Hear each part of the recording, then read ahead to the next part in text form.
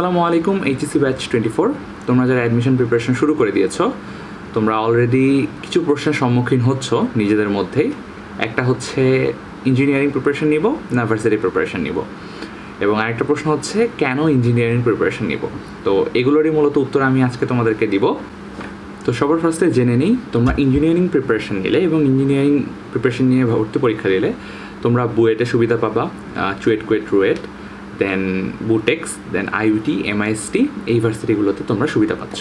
তারপর যারা varsity preparation নিচ্ছ তারা ডেডিকেটেডলি সুবিধা পাচ্ছ হচ্ছে Dhaka university, Chittagong university, Rajshahi university, GST, কৃষিগুচ্ছ, এই টাইপের ভার্সিটিগুলোর জন্য তোমরা মূলত প্রিপারেশন নিচ্ছ। এখন আসি, যারা ইঞ্জিনিয়ারিং প্রিপারেশন নিচ্ছ তারা কিন্তু already PCM, physics chemistry math, এই তিনটে সাবজেক্টে খুব ভালোভাবে প্রিপারেশন নিচ্ছ, কারণ এখানে তোমরা ডেপথে পড়াশোনা করছো। কারণ ইঞ্জিনিয়ারিং প্রিপারেশনে এইচএসসি থেকেও আরেকটু ডেপথে যাইতে হয় প্রত্যেকটা সাবজেক্টে, অর্থাৎ ফিজিক্স কেমিস্ট্রি ম্যাথে, এবং কিছু কিছু ক্ষেত্রে ইংলিশ থাকে, বাট সেটা একটু খুব একটা ইফেক্ট ফেলে না ইঞ্জিনিয়ারিং অ্যাডমিশনে যতটা ফেলে ফিজিক্স কেমিস্ট্রি ম্যাথ।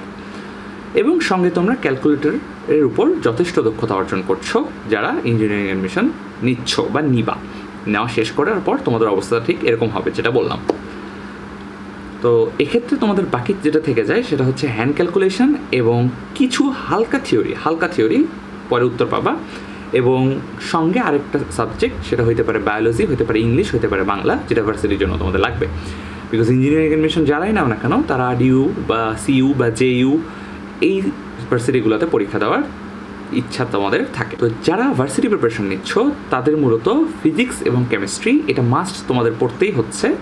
সঙ্গে তোমাদের হয় তোমরা বেছে নিচ্ছ ম্যাথের সাথে বায়োলজি, ম্যাথের সাথে বাংলা, অথবা বায়োলজির সাথে ইংলিশ, বায়োলজির সাথে বাংলা, এরকম তোমরা বেছে নিচ্ছ। বাট এখানে তোমরা যে 4টা সাবজেক্ট পড়তেছো সেখানে কিন্তু তোমাদের বেশি ডেপথে যাওয়া লাগতেছে না, অর্থাৎ এইচএসসি লেভেল থেকে একটু ডেপথ হইতে পারে বা এইচএসসি লেভেলের পড়া হইতে পারে, সিলেক্টিভ কিছু জিনিস খুব ভালো মতো পড়া হইতে পারে, বাট ইঞ্জিনিয়ারিংয়ে যেরকম তোমার খুব ডেপথে যাইতে হয় এখানে তেমন ডেপথে যাইতে হয় না। আমি এখানে কোনোটাকে ছোটো বড়ো করছি না, তোমরা আমার ব্যাপারটা বুঝো। এখানে ইঞ্জিনিয়ারিংয়ের মতো তেমন ডেপথে যাইতে হয় না যতটা ইঞ্জিনিয়ারিংয়ে লাগে। কথা কি ভার্সিটি প্রিপারেশন অনেক সোজা? ব্যাপারটা না। ব্যাপারটা হচ্ছে ভার্সিটি প্রিপারেশন আমি বললাম ডেপথে যেতে হয় না, কিন্তু ভার্সিটি যখন পরীক্ষা দিবা তোমার দেখা যাবে এখানে কম্পিটিশনটা অনেক হাই। এখানে মূলত 70,000, 80,000, 1 লাখ পার ভার্সিটিতে পরীক্ষা দেয়। ঢাকা ইউনিভার্সিটিতে 1.5 লাখ, কোনোটাতে অনেক বেশি, কোনোটাতে মানে লাখের কাছাকাছি পরীক্ষা দেয়। তো যার জন্য দেখা যায় 0.2 মার্ক, 0.25 মার্ক, 0.5 মার্ক, 1 মার্ক এখানে অনেক বেশি ম্যাটার করে। এই ক্ষুদ্র মার্কের জন্য তোমার পজিশন এপার থেকে ওপার আকাশ পাতাল ডিফারেন্স ক্রিয়েট হয়ে যায়।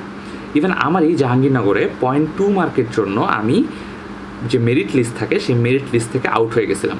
ওদের কাটমার্ক ছিল 50.6, আমার ছিল 50.4। এখন আসি, তাহলে কি ইঞ্জিনিয়ারিং অ্যাডমিশনে কম্পিটিশন নাই? হ্যাঁ, এটা সত্য যে ইঞ্জিনিয়ারিং অ্যাডমিশনে কম্পিটিশন অনেক কম। দেখা যায় বুয়েটে 20,000, সিকেরুয়েটে 30,000, বুটেক্সে 7,000, এরকম কম পরীক্ষা দেয়। বাট এখানে আসল যে কাটটা হয় সেটা আগেই হয়ে যায়। অনেকে ভয়ে ইঞ্জিনিয়ারিং প্রিপারেশন নেয় না, তারপরে অনেকে ইঞ্জিনিয়ারিং প্রিপারেশনে বসতে পারে না, তো যার জন্য দেখা যায় এখানে সংখ্যাটা কমে যায়। আবার এখানে যারা বসে তাদের মোস্ট অফ দ্য প্রিপারেশনটা ভালো থাকে। ঢাকা ইউনিভার্সিটিতে কিন্তু একদম ফুললি পড়ালেখা না করা একটা ছেলেও পরীক্ষা দিতে আসে, বাট ইঞ্জিনিয়ারিংয়ে এই সংখ্যাটা কম। তো ইঞ্জিনিয়ারিংয়ে যে কম্পিটিশন কম তা না, এখানে মূলত ওই যে তোমার ডেপথে পড়তে হচ্ছে, যার জন্য দেখা যায় যে তোমার 5-6 মার্কের এদিক ওদিক হইলেও তোমার র্যাঙ্ক আকাশ পাতাল পার্থক্য যে হয়ে যাবে তা না। যেমন সিকিউরিটি 500 মার্কের এক্সাম, বুয়েটে 400 মার্ক না 300 মার্কের রিটেন, এরকম অনেক ক্ষেত্রে তোমার নাম্বার ভ্যারি থাকতেই পারে। এরকম এখানে তোমার র্যাঙ্ক এদিক থেকে ওই দিক হয়ে যাবে না। তো সুযোগ সুবিধা দুইটারই আছে। যেমন বললাম ওইখানে তোমাকে কম পড়তে হবে, বাট কম্পিটিশন বেশি, যার জন্য তুমি যেই কমটাই পড়ছো সেটা তোমাকে এমনভাবে পড়তে হবে যেন 1-2 মার্কের হেরফের তোমার না হয়। যেমন আমার 1-2 মার্কের হেরফের না হলে হয়তো আমি আমার ভালো সাবজেক্ট যেটা চাইছিলাম, জেনেটিক, রোবোটিক্স, এগুলো হয়তো ডিউতে পাইতাম। তারপরে গেলাম হচ্ছে ইঞ্জিনিয়ারিং অ্যাডমিশনে, যেখানে তোমার ওই যে ডেপথে পড়তে হচ্ছে, বাট এখানে তোমার ওই রকম কাট টু কাট মাথায় রাখতে হচ্ছে না যে আমার 1-2 মার্কের জন্য আমার দুনিয়া উল্টায় যাবে। সো ভালো খারাপ দুইটারই আছে, আশা করি বুঝতে পারছো তোমরা। এবং যখন 1-2টা পরীক্ষা দিবা বুঝবা যে কেন ইঞ্জিনিয়ারিংয়ে এটা ভ্যারি করে না এবং কেন ভার্সিটিতে এটা ভ্যারি করে। যত যাই হোক না কেন, তুমি অ্যাডমিশনে বেশি সময় ধরে রাখো না।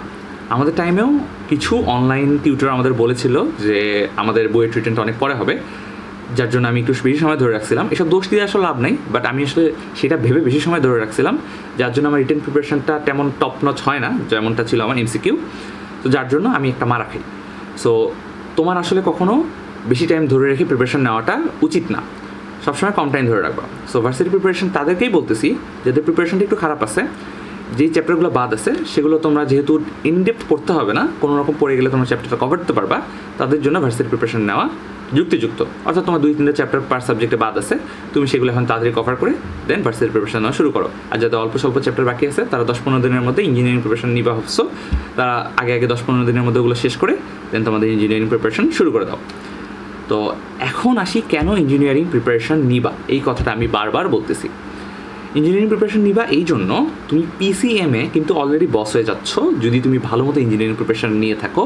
এবং থিওরির কথা যে বলছিলাম, বর্তমানে কিন্তু বুয়েটে, বুটেক্সে অনেক জায়গায় রিটেনে থিওরিও আসতেছে। ইভেন বুয়েটের প্রিলিতেও থিওরি আসে, কেমিস্ট্রিতে আসে, ফিজিক্সে আসে, ম্যাথে তেমন একটা আসে না। সো থিওরিটাও তুমি এখানে অনেকটা জেনে যাচ্ছ। সো তোমার বাকি থাকে কি, ওই যে হ্যান্ড ক্যালকুলেশন, ওইটা কিন্তু কোনো ব্যাপারই না। হ্যান্ড ক্যালকুলেশনটা তুমি পরীক্ষার কয়েকদিন আগে একটু নাড়াচাড়া করলেই পারবা, এবং যেই ম্যাথগুলো আসে সেগুলোর জন্য মূলত তোমার আলাদা করে হ্যান্ড ক্যালকুলেশন শেখার কোনো মানে হয় না। আমি যতটুকু বুঝেছি জেনেছি, আমি ঢাকা ইউনিভার্সিটির 2 দিন আগে শুধুমাত্র ডেডিকেটলি ঢাকা ইউনিভার্সিটির জন্য পড়ছি, তাও আবার মোস্টলি পড়ছে বায়োলজি। হ্যাঁ, তো যারা ইঞ্জিনিয়ারিং প্রিপারেশন নিচ্ছ 3 সাবজেক্টে তো অলরেডি বস হয়ে যাচ্ছ, থিওরিটা একটু জাস্ট লেগে থাকতে হবে, সঙ্গে ভার্সিটি কোশ্চেন ব্যাংক যেটা আছে সেটা জাস্ট একটু লেগে থেকে করতে হবে, দেখে যেতে হবে, এবং সঙ্গে আরেকটা সাবজেক্ট হয় বায়োলজি নয় ইংলিশ। আমি যেমন চুজ করছিলাম বায়োলজি, বিকজ 1.5 বছর ধরে যেহেতু অপছন্দ হওয়া সত্ত্বেও বায়োলজি পড়ে আসছি, এই জন্য বায়োলজিটা চুজ করছি যেন কিছু হলেও লিখতে পারি। ইংলিশটা আমার খুব একটা পড়ার মধ্যে ছিল না। এই গেল কাহিনী। তুমি এরকম করলে তোমার ইঞ্জিনিয়ারিং প্রিপারেশনের সাথে সাথে ভার্সিটিতে একটা সিট তুমি চাইলেই দখল করে রাখতে পারো।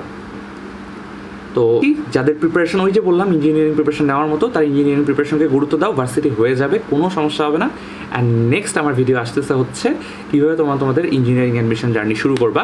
এবং মনে করো এটাই একটা তোমাদের স্টার্টিং, যারা ইঞ্জিনিয়ারিং বা ভার্সিটি এটা নিয়ে কনফিউশন ছিল, আশা করি কনফিউশন ক্লিয়ার করতে পারছি। তো নেক্সটে তোমাদের মানে ইঞ্জিনিয়ারিং অ্যাডমিশন নিয়ে আমার ভিডিওগুলো আসবে, আশা করি সেগুলো হেল্পফুল হবে। দেখা হবে নেক্সট ভিডিওতে। আজকের মতো এখানেই, আল্লাহ হাফেজ।